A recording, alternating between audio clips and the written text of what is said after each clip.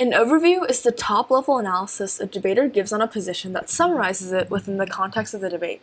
Overviews should always explain the story of the position and include some level of impact weighing and framing so the judge knows what issues to prioritize on their ballot. Make sure to extend key evidence. For example, on an econ disadvantage, you could say, the economy is doing well now per stock market trends. That's Smith from May 16th, but the AF would shatter investor confidence. That's Bob from 2018. Remember to use strong action verbs in order to maximize word efficiency. When writing your overviews, you should include a mix of pre-written and adaptable components. Note that this should be true for all of your blocks. Remember that your link and uniqueness stories must change depending on the AF or the off-case positions, so do not constrain yourself with your blocks. You can usually include fill in the blanks and add multiple versions of the overview for different circumstances. For example, an AF might want to focus more on their solvency story if the 1NC spent substantial time on a presumption debate push. The only way to know what overviews you need to write is to understand your position. So make sure to know what arguments are critical to your position so you know exactly what to highlight in which circumstances. Now, we're going to give a basic breakdown of your overview for various positions.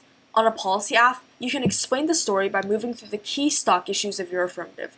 Don't waste time by extending every single card one by one, but just use the most important ones given the arguments that the negative made.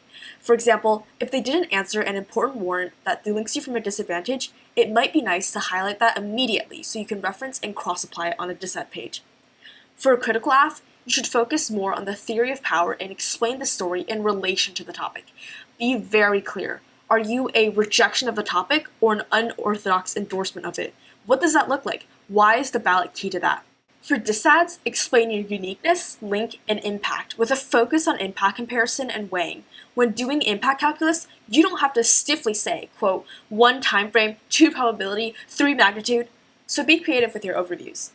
With counterplans, you must extend your solvency advocate and contextualize it by explaining why the counterplan solves the AF. Additionally, you'll need to indicate what the net benefit to the counterplan is while warranting why the counterplan resolves the link to said net benefit. For example, you could say X dissad is a net benefit. The counterplan resolves the link because Y. Critiques are notorious for long overviews because teams tend to bunch their K-debating into long explanations and jargons without any line-by-line contextualizations, which create a boring and uninteractive speech. Instead, your overview should prioritize explaining your theory of power and the key framing issues. Why is the ballot key for your alternative? What is the role of the ballot or the role of the judge? We would recommend spending at most a minute on a K overview.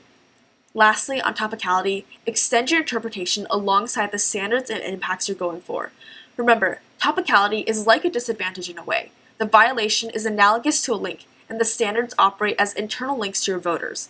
Therefore, you can tell a story just like you would on a dissad, and remind the judge why their ballot is key.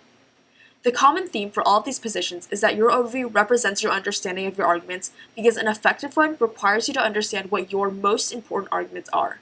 Stronger round vision allows for more tailored overviews that directly address the circumstances within the round and tell a better story of it. Therefore, our main word of advice is to watch lots of rounds and participate in practice debates.